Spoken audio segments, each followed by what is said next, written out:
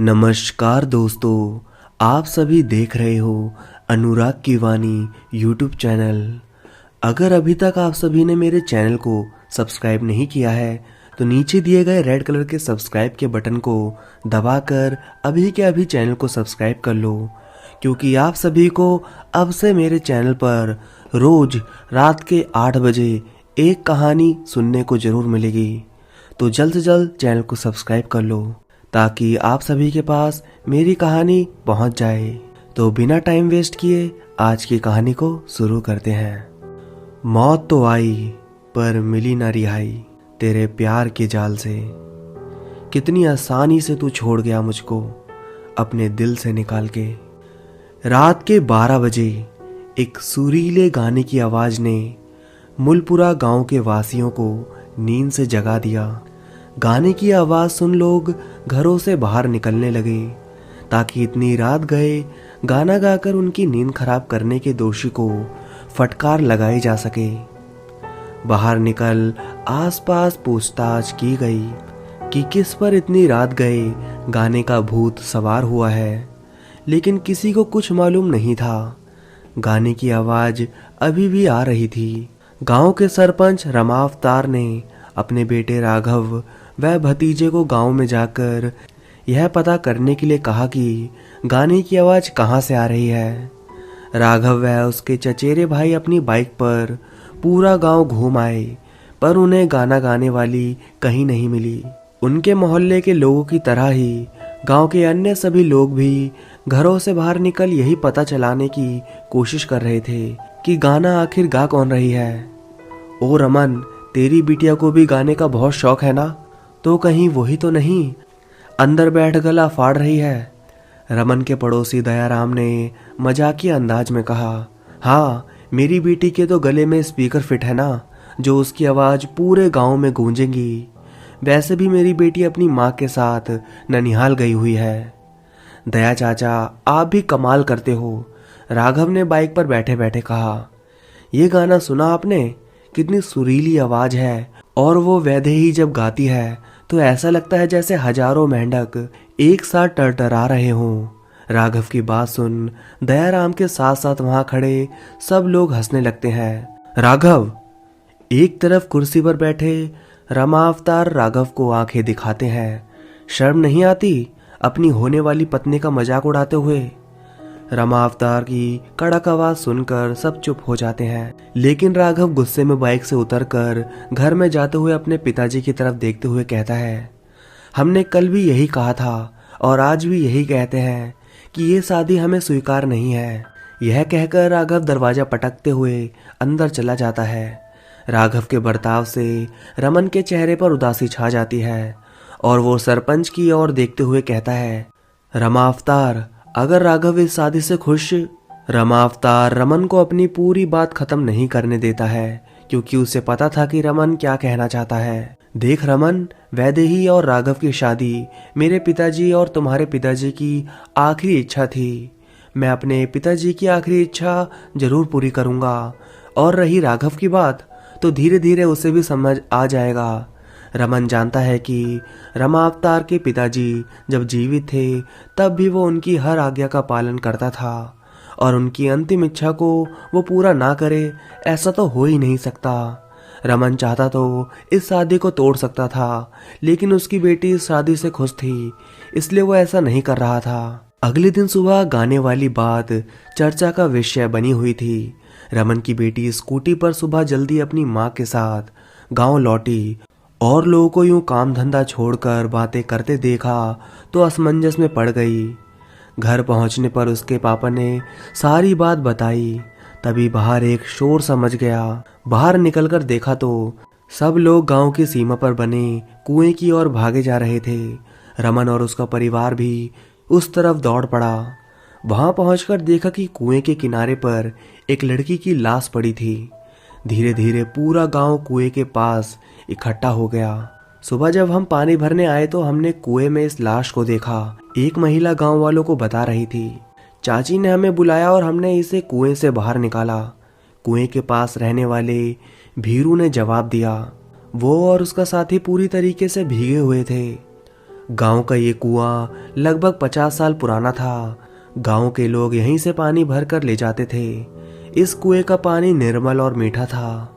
लोग इस कुएं की प्रत्येक त्योहारों पर पूजा भी करते थे। सरपंच ने पुलिस को फोन कर दिया था। थोड़ी देर बाद पुलिस वहां पहुंच गई और लाश की पहचान के बारे में गांव वालों से पूछा। वो लड़की गांव की नहीं थी, इसलिए पुलिस उस लाश को पोस्टमार्टम के लिए ले गई। पहली नजर में यह एक आत्महत्या का मामला लग रहा था। पुलिस ने कुएं के चारों ओर पीली पट्टी लगा दी और लोगों को कुएं से दूर रहने की हिदायत दी। एहतियात के तौर पर एक हवलदार की ड्यूटी भी लगा दी गई। रात को हवलदार कुएं के पास ही कुर्सी पर बैठे बैठे सो रहा था। अचानक से गाने की आवाज से उसकी नींद खुली। वो चारों ओर देखने लगा कि इतनी रात को गाना कौन गा रहा है, लेकिन उसे कोई नजर नहीं आया। हवलदार को लगा जैसे कि गाने की आवाज कुएं के अंदर से आ रही हो। हवलदार कुएं में झांक कर देखने लगा, लेकिन उसे अंधेरे में कुछ भी दिखाई नहीं दिया। क्या तुम सौरभ को जानते हो? अचानक से किसी की आवाज सुनकर हवलदार चौंक गया और जब उसने पलटकर देखा तो वहां एक लड़की खड़ी थी। कौन हो तुम? कुएं के पास आने के लिए मना किया था ना? हवलदार की बात पर लड़की कोई प्रतिक्रिया नहीं देती है और दोबारा से अपना प्रश्न दोहराती है। क्या तुम सौरभ को जानते हो? नहीं, मैं किसी सौरभ को नहीं जानता, हवलदार झुंझुलाकर जवाब देता है, जिसे सुनकर उस लड़की को गुस्सा आ जाता है और उसके मुंह से पानी निकलने लगता है। उसकी आंखें गुस्से से लाल हो जाती है। क्या तुम सौरभ को नहीं जानते? गुस्से में वो हवलदार से फिर पूछती है और वह डरते हुए वही जवाब देता है। उसका जवाब सुनकर लड़की उसे गर्दन से पकड़कर कुएं में कूद जाती है। सुबह की ड्यूटी देने आया हवलदार इस घटना की सूचना अपने बड़े अफसरों को देता है और एक बार फिर से गांव वाले कुएं के किनारे पर इकट्ठा हो जाते हैं। देखते ही देखते गांव में खबर फैल जाती है कि कुएं में आत्मा का वास है। पुलिस भीरू को पूछताछ के लिए थाने लेकर जाती है, क्योंकि उसी का घर कुएं के पास सबसे नजदीक था, लेकिन बाद में उसे छोड़ दिया जाता है। कोई भी हवलदार डर के मारे उस कुएं पर ड्यूटी नहीं देना चाहता था। रात को ठीक 12 बजे फिर से गाने की आवाज आने लगी और अपने घर में सोए भीरू के कदम अपने आप उस कुएं की ओर चल पड़े। अगली सुबह भीरू की लाश उस कुएं में मिली। कुएं की आत्मा की अफवाहों को और आग मिल जाती है। लोगों ने उस कुएं के पास आना बिल्कुल बंद कर दिया। उधर उस लड़की की लाश को पहचान लिया गया था। वो लाश मुंबई में रहने वाली एक संघर्ष करती गायिका की थी, जिसका नाम दीपिका था और उसके माता पिता ने उसकी गुमशुदा की रिपोर्ट 1 सप्ताह पहले दर्ज कराई थी। उसके माता पिता के आरोप थे कि दीपिका के प्रेमी सौरभ ने उसका कत्ल किया है, लेकिन सौरभ इस बात से मना कर रहा था। पुलिस इस केस को सुलझाने में लगी हुई थी, तो वहीं दूसरी ओर मूलपुरा में 2 और लड़कों की लाशें कुएं में मिली। उस रात वैदेही अपने कमरे में सो रही थी कि फिर से वही गाने की आवाज पूरे गांव में गूंज उठी। लोगों ने अब इस बात की आदत डाल ली थी और डर के मारे घरों से बाहर निकलना बंद कर दिया था। लेकिन वैदेही का मन बेचैन हो उठा। उसे अजीब सा एहसास हो रहा था।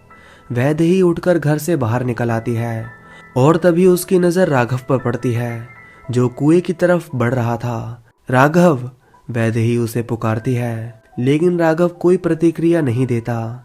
वैदेही को लगता है कि राघव हमेशा की तरह उसे जानबूझकर नजरअंदाज कर रहा है।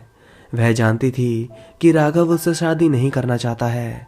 वैदेही को भी राघव से प्यार नहीं था, लेकिन उसे शादी तो अपने माता पिता की मर्जी से ही करनी थी और अगर उसकी शादी राघव से होती तो उसे कभी भी अपने माता पिता से दूर नहीं जाना पड़ेगा। यही कारण था कि उसने इस शादी से मना नहीं किया। राघव, कहाँ जा रहे हो? वैदेही पुनः प्रयास करती है, लेकिन राघव उसकी बात को अनसुना करते हुए आगे बढ़ता रहता है। वैदेही भी उसके पीछे पीछे चल पड़ती है।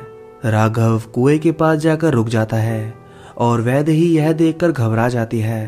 तभी वो देखती है कि राघव के पास एक लड़की खड़ी है। क्या तुम सौरभ को जानते हो? उस लड़की के प्रश्न से राघव का खुद पर नियंत्रण आता है। कौन हो तुम और मैं यहाँ कैसे आया? राघव उस लड़की से पूछने लगता है। क्या तुम सौरभ को जानते हो? लड़की दोबारा सवाल करती है। तुम हो कौन? और मैं किसी सौरभ को नहीं जानता। राघव की बात से उसे गुस्सा आ जाता है और वो गुस्से से बोलती है, क्या तुम सौरभ को नहीं जानते? गुस्से में उस लड़की का भयानक रूप देख राघव घबरा जाता है और इससे पहले कि वो कोई जवाब दे, वैदेही बोल पड़ती है, मैं जानती हूँ सौरभ को। राघव और वो लड़की दोनों उसकी ओर देखते हैं। कौन हो तुम? लड़की गुस्से में वैदेही से पूछती है। मैं वैदेही हूँ, इनकी मंगेतर। क्या सौरभ ने तुम्हें मारा था? वैदेही ने उसे देखकर पहचान लिया था कि ये वही लड़की है जिसकी लाश उस दिन मिली थी। वैदेही की बात सुन उस लड़की को और गुस्सा आ जाता है। उसने मुझे मारा है, मैं उसे जिंदा नहीं छोड़ूंगी। अगर तुम राघव को जाने दो तो मैं सौरभ को सजा दिलवाऊंगी। वो लड़की पलक झपकते ही वैदेही के सामने आकर खड़ी हो जाती है। इसे छोड़ दूं? ये सब मर्द एक जैसे होते हैं, धोखेबाज। ये भी तुम्हें धोखा ही देगा, इसलिए आज ही इसे खत्म हो जाने दो ताकि तेरा हाल भी मेरी तरह ना हो। नहीं, मेरा राघव ऐसा नहीं है, वैदेही पूरे आत्मविश्वास के साथ कहती है। वो मुझे कभी धोखा नहीं देगा और अगर तुम चाहती हो कि तुम्हें न्याय मिले और सौरभ को सजा, तो उसे जाने दो। वो लड़की पहले राघव की ओर देखती है और फिर वैदेही की आंखों में देखते हुए कहती है, न्याय नहीं चाहिए, प्रतिशोध लेना है मुझे उससे। जाओ और उसे यहाँ लेकर आओ। कल रात तक अगर तुम उसे नहीं लाई तो तुम कुछ भी कर लेना, इसे मुझसे नहीं बचा पाओगी।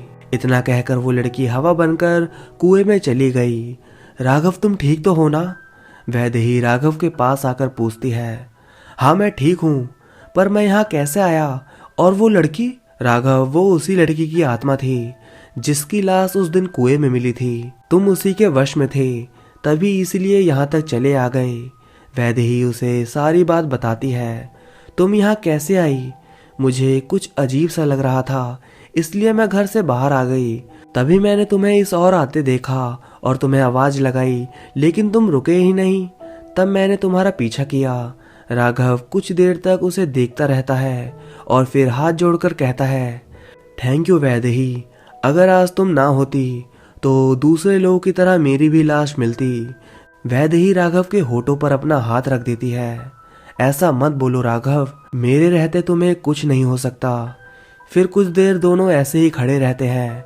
तुम्हें याद है, इंस्पेक्टर ने बताया था कि दीपिका के माता पिता ने उसके प्रेमी सौरभ पर हत्या का आरोप लगाया है, लेकिन उसके खिलाफ कोई भी सबूत ना होने के कारण उन्हें सौरभ को छोड़ना पड़ा। राघव, हमें किसी भी तरह सौरभ को यहाँ लाना होगा। पर कैसे? राघव वैदेही से सवाल पूछता है। मुझे पता है कैसे। वैदेही और राघव अगले दिन पुलिस को गुमनाम तरीके से फोन कर सूचना कर देते हैं कि अगर केस को सुलझाना है तो रात को सौरभ को लेकर उसी कुएं के पास पहुंच जाएं। पहले पुलिस को लगता है कि कोई उनके साथ मजाक कर रहा है, लेकिन ये केस उनका सिरदर्द बन गया था, इसलिए वो सौरभ को लेकर कुएं पर जाने का फैसला करते हैं, इस उम्मीद में कि शायद कोई सुराग हाथ लग जाए। रात को पुलिस सौरभ को लेकर कुएं पर पहुंचती है। क्या कोई मुझे बताएगा कि मुझे यहाँ क्यों लाया गया है? सौरभ झुंझलाहट और गुस्से के मिले जुले भाव में बार बार पूछ रहा था। थोड़ी देर इंतजार कर, जब हमें पता चलेगा तो तुझे भी बता देंगे, इंस्पेक्टर व्यंग भरे अंदाज में कहता है। थोड़ी देर बाद वैदेही और राघव वहां गांव वालों के साथ पहुंच जाते हैं। इंस्पेक्टर उन्हें हैरानी से देखता है। इंस्पेक्टर, हमने ही आपको फोन किया था। राघव इंस्पेक्टर से कहता है। पर क्यों? ये बताने के लिए कि दीपिका का कातिल ये सौरभ ही है। वैदेही की बात सुन सौरभ बौखला जाता है और गुस्से से कहता है, ये क्या बकवास है? तुम्हारे पास क्या सबूत है? इतने में ही तेज हवाएं चलने लगती हैं और दीपिका की आत्मा कुएं से निकलकर सौरभ के सामने आकर खड़ी हो जाती है और उसे देखकर सौरभ डर से कांपने लगता है और वहां से भागने की कोशिश करता है, लेकिन इंस्पेक्टर उसे मजबूती से पकड़ लेता है। मुझे जाने दो मुझे, नहीं तो वो मुझे मार डालेगी। सौरभ बड़बड़ाने लगता है और सब उसे हैरानी भरी नजरों से देखने लगते हैं। कौन मार डालेगी तुम्हें? इंस्पेक्टर सवाल करता है। दीपिका की आत्मा को केवल सौरभ, राघव और वैदेही देख पा रहे थे। तुमने मेरे साथ ऐसा क्यों किया सौरभ? मैंने तुम्हें इतना प्यार किया और तुमने मैं तुम्हें जान से मार डालूंगी, दीपिका गुस्से में कहती है। अगर बचना चाहते हो तो अपना गुनाह कबूल करो सौरभ, वैदेही सौरभ से कहती है और सभी उन्हें असमंजस भरी नजरों से देख रहे थे। सौरभ घुटनों के बल गिरकर रोने लगता है। हाँ, मैंने ही मारा था दीपिका को। क्यों? इंस्पेक्टर सौरभ से पूछता है। मैं और दीपिका कॉलेज से एक दूसरे को जानते थे। दीपिका बहुत अच्छा गाती थी और बॉलीवुड में सिंगर बनना चाहती थी। उसके मैनेजर का काम मैं ही संभालता था और उसके लिए काम ढूंढ ढूंढ कर लाता था, पर मुंबई जैसे शहर में रहना आसान नहीं था। छोटे मोटे कामों में उतनी कमाई नहीं होती थी जितना खर्च हो जाता था। फिर एक दिन दीपिका को एक फिल्म में गाने का ऑफर मिला। उसके लिए दीपिका को 30,000 रुपये मिलने वाले थे। हम दोनों ही बहुत खुश थे। फिर एक दिन एक बिजनेसमैन ने मुझे और दीपिका को इस फिल्म में ना गाने के लिए 10 लाख रुपए ऑफर किए, क्योंकि अगर दीपिका गाने के लिए मना कर देती है तो उसकी बेटी को वो गाना मिल जाता है। कहाँ 30,000 और कहाँ 10 लाख। मैंने बिना दीपिका से पूछे वो रुपये ले लिए और घर आकर सारी बात उसे बताई, लेकिन वो गाना छोड़ने के लिए तैयार नहीं थी। मैंने बहुत समझाया लेकिन वो नहीं समझी। फिर एक दिन मेरे हाथ दीपिका के इंश्योरेंस पेपर लग गए जिसमें उसका 1 करोड़ का इंश्योरेंस था और नॉमिनी में मेरा नाम था। मेरे मन में पैसों का लालच बढ़ गया और एक दिन मैं उसे घुमाने के बहाने यहाँ ले आया और उसे बेहोश करके कुएं में फेंक दिया। मुझे माफ कर दो दीपिका, मुझे माफ कर दो। सौरभ फूट फूट कर रोने लगा।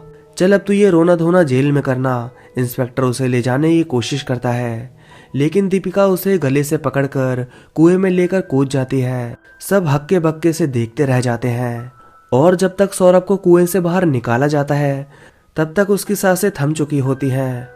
राघव उस रात की सारी बातें गांव को बताता है तो सब वैदेही की तारीफ करते हैं और रमा अवतार अपने फैसले पर मन ही मन खुश होता है। जब राघव उसे गले लगाकर कहता है कि वो जब चाहे वैदेही से उसकी शादी कर सकते हैं, उस रात के बाद से किसी को भी गाने की आवाज आधी रात को गांव में सुनने को नहीं मिली। तो दोस्तों, कहानी बस यहीं तक थी। अगर आप सभी को कहानी अच्छी लगी हो तो इस वीडियो को लाइक करिए और कमेंट करके बताइए हमको कि आपको इस कहानी से क्या सीख मिलती है। तो मैं आप सभी से मिलता हूँ कल रात 8 बजे। तब तक के लिए धन्यवाद दोस्तों।